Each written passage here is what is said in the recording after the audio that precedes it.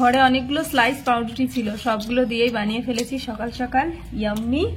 কি বলতো এটা? স্যান্ডউইচ। স্যান্ডউইচ না, এটা ডিম টোস্ট। আজকে যেহেতু ছুটির দিন, বর্মশাইয়ের এত তাড়া, এই যে বাজারের ব্যাগটা এখানে রেখেই চলে গেছে, বাজারগুলো ঢালারও সময় নেই।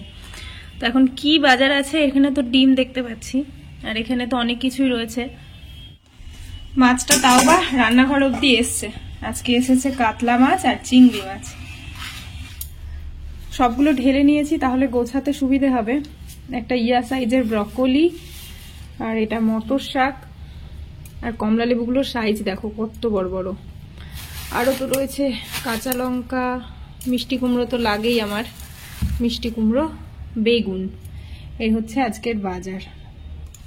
আগের দুটো কমলা লেবু তো রয়েই গেছে, আজকের গুলো ওইখানে ভরে রাখি। কুড়েমি করে না খেলে এটাই হয়, রয়ে যায়। আজকে রোদ্দুরও গেছে রোদ্দুরের পাপার সাথে, আর রোদ্দুরের পাপা তো বাজারটা নামিয়ে দিয়ে চলে গেছিল, তো সেই কারণে সমস্ত বাজারটা গুছিয়ে মাছ টাছ পুরো ধুয়ে স্নানটাও করে নিলাম। যেহেতু দেখলাম ওরা আসেনি, তাই সেই ফাঁকে স্নানটা করে নিয়েছি, আর এখন রান্নাবান্নার কাজটা শুরু করব। আর এর মধ্যে যদি রোদ্দুর চলে আসে, ওকেও স্নান করাতে হবে। তো চলো ঝটপট করে রান্নাটা করে নিই। রান্না ঘড়ির কাটা 1:05। আজকে ভাতটা সকাল সকালই হয়ে গেছে, ওই কারণে হটপটে ঢেলে রেখে দিয়েছি। আর আমি যখন মাছ ধুচ্ছিলাম সেই ফাঁকে শাকটাও বসিয়ে দিয়েছিলাম। মটর শাক, রসুন আর অল্প একটু বেগুন দিয়ে ভেজে রেখেছি। একদিন তো ফুলকপি দিয়ে মাছের ঝোল খেলাম, আজকে করব ব্রকলি দিয়ে মাছের ঝোল। ব্রকলি তো খুব নরম হয়, ফুলকপির থেকেও নরম, তো সেই কারণে আর আলাদা করে ভাপাবো না। অনেকক্ষণ আগে এটাকে কেটে অল্প একটু লবণ জলে দিয়ে দিয়েছি, তাহলে যদি পোকা থাকে পোকাগুলোও মরে যাবে, আর এর যে এক্সট্রা যে তেল টেল সেগুলোও বেরিয়ে যাবে। তো সেই কারণে এটা আমি আর ভাপাবো না। আর এখানে মাছটা, খানিকটা মাছ ফ্রিজে তুলে রেখেছি, আর খানিকটা মাছ লবণ হলুদ মাখানো।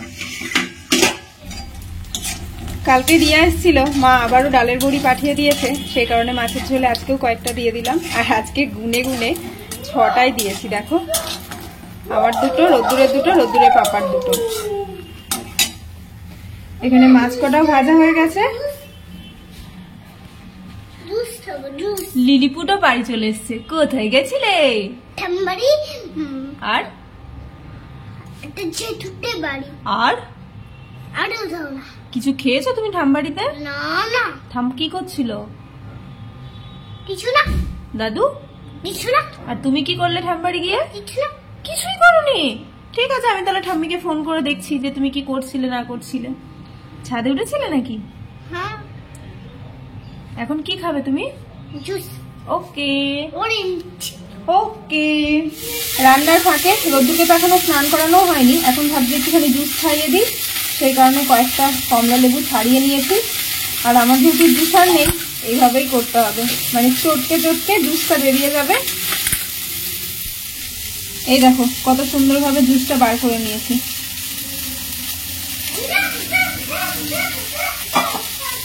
মামাম, জুস রেডি। তুমি জুস খেতে পছন্দ করো? বসে খাও। একটা আসন নিয়ে আসো, যাও। ঠান্ডায় পুরোটা ফিনিশ করবা। হ্যাঁ,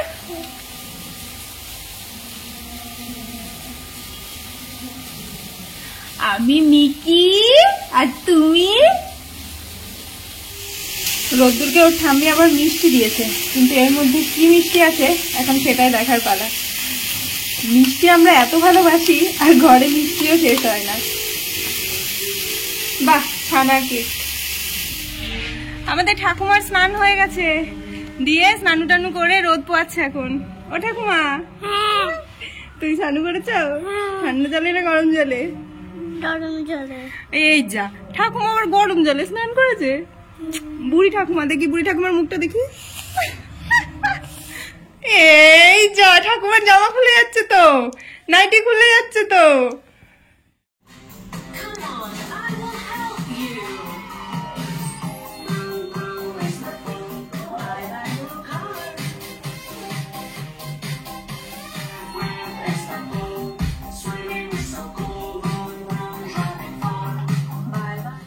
আজকে সন্ধ্যাবেলা ছেলে আমার সেই মেজাজে আছে। ঘুম থেকে উঠেছে অনেকক্ষণ আগে, তারপরে ফ্রেশ করে দিয়ে দুধ টুধ খাইয়ে দিয়েছি। তো একা আমি দেখছি কি ব্যাপার, তখন দেখছি ওর নাচ করছে, মাঝে একটু ভিডিও করে নিলাম। এরকম কি হয় বলতো, সারাদিন যাবত তো কার্টুন ফার্টুন দেখে, ওই ওর মানে যেগুলো দেখে আর কি, তো মাঝে সাঝে গান হয়, তো সেই গানগুলোর তালে না ভিডিও করলে আবার একটু লজ্জা লজ্জা পায়, বিরক্ত হয়, তাও আমি একটুখানি করে নিয়েছি। তো নাচছে এখন, ওকে ডিস্টার্ব করা যাবে না, আমাকে তো ঘর থেকে বের করে দিল, আমি বেরিয়ে এলাম।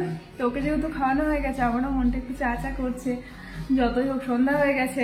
আর একটুখানি ভাত ঘুম দেওয়ার পরে চোখগুলোও খোলা খোলা লাগে, গলাটাও মনে হয় যেন একটুখানি আঠা আঠা হয়ে গেছে, একটুখানি চা খাওয়া খুব প্রয়োজন। তো সেই জন্য এখন একটুখানি চা বানাতেই রান্নাঘরের দিকে যাচ্ছি। বানাবো হচ্ছে চাফি, সেই কারণে চাটা বসিয়ে দিয়েছি, আর এখানে পাউডার দুধটা আর কফিটা একসাথে মেশাবো, একেবারে লাস্ট মোমেন্টে এটা গুলিয়ে দিয়ে দেবো। আজকে আর 1 কাপ নয় 2 কাপ, মানে বর্মশাইকেও দলে টেনেছি। 2 কাপ গরম গরম চাফি, প্রতিটা চুমুকে আহা।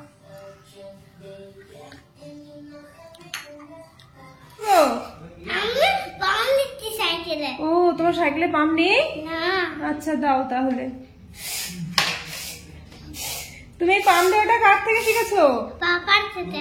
আচ্ছা ঠিক আছে, তাহলে পাপার যখন সাইকেলে পাম্প থাকবে না তুমি তখন দিয়ে দেবো। হ্যাঁ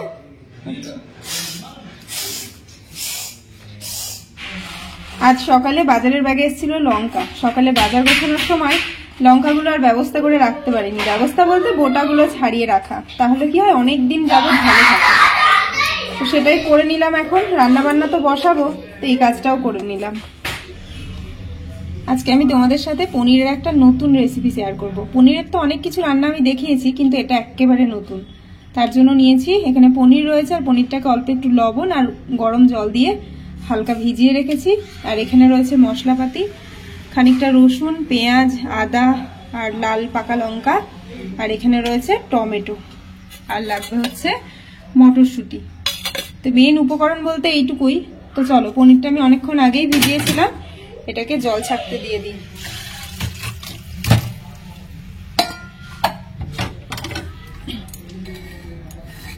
পনির থেকে সম্পূর্ণ জলটা ঝরে গেলে তারপরে আমরা পনিরটাকে ফ্রাই করব।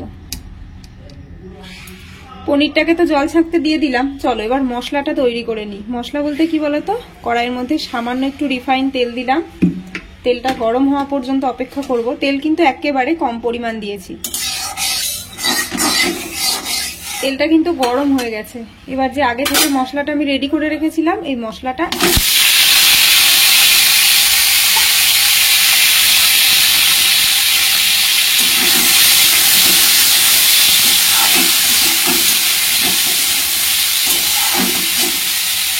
পেঁয়াজ, রসুন, টমেটো, আদা সবটা দিয়ে দিয়েছি। এবার এটাকে হালকা আঁচে ভাজতে হবে, যতক্ষণ না এটা লালচে আকার ধারণ করছে। একটুখানি সময় নিয়ে ভাজতে হবে, গ্যাসের ফ্লেমটা কিন্তু একেবারে কম দেবে, না হলে কি হবে, পুড়ে যাবে, অথচ এটা ভাজা হবে না।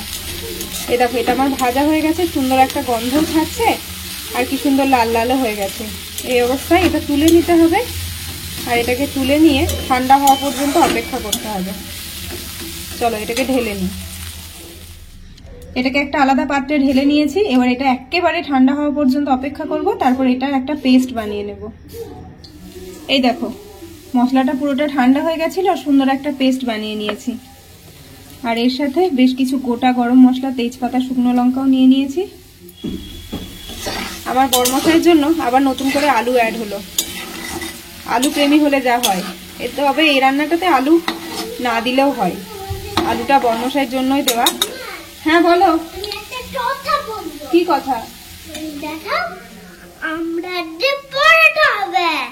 পরোটাটা বানাবে কে? তুমি। আরে বাবা, ঠিক আছে ঘরে যাও, শান্ত হয়ে বসো, আমি বানিয়ে দেবো, যাও। আলুটা তো লাল লাল করে ভেজে নিয়েছি। আজকে আর পনিরটাকে ভাজবো না ভাবছি, তো সেই কারণে এই যে অনেকটা তেল রয়েছে, এর মধ্যেই পুরো ফোড়নের মশলাটা দিয়ে দেবো।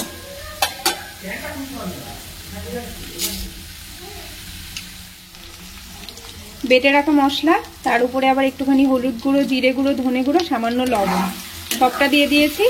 আর এর সাথে তো পরিমাণ মতো একটুখানি মিষ্টিও দিতে হবে, সেটা পরে দেব। তো সবটা দিয়ে সুন্দর করে কষতে হবে। আর তোমরা যারা একটুখানি কালার চাও, তারা কিন্তু এর সাথে একটুখানি কাশ্মীরি রেড চিলি পাউডারও অ্যাড করতে হবে।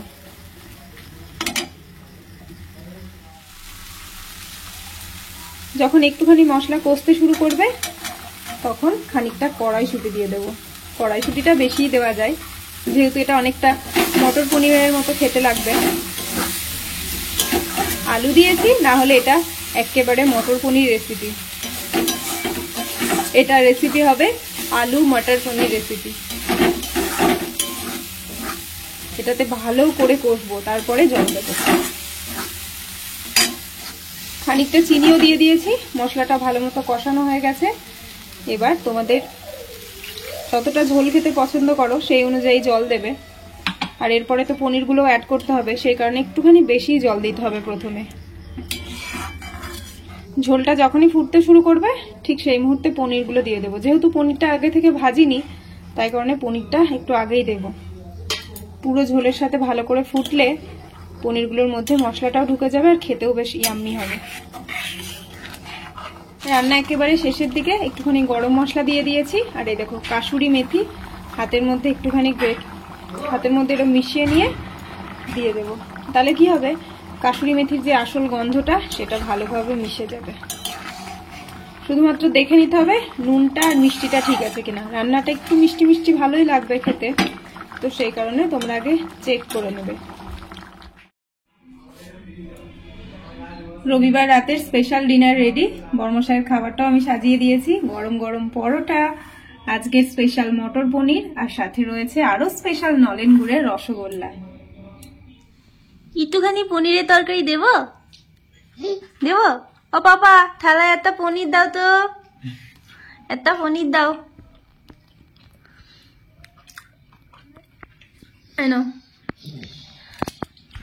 আলু খাবা, আলু খাবা, শুধু পনির একটাই।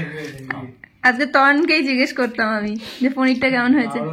যেরকম পরোটা সেরকম পনির। Thank you. কি কি কি কি আলাদা শুনেই কথা যাক, শুনেও শান্তি। বরের মুখে প্রশংসা পেতে যখনই আসি কিছু না কিছু খাওয়াবে বৌদি, বৌদি বাদ যায় না। বৌদি রান্না বান্না ভালো তাহলে? Heavy heavy. যাক,